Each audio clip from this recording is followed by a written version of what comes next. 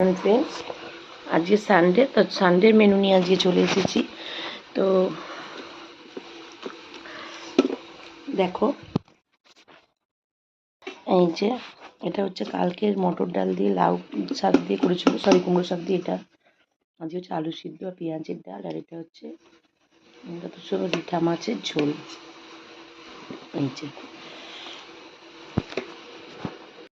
আজকে চিকেন হতো, কিন্তু বাড়িতে যেহেতু চিকেন আনার মতন কেউ নেই, দাদা ভাই তো দোকান থেকে এসে আনতে পারবে না, তাই চিকেনটা হয়তো রাত্রেবেলা হবে।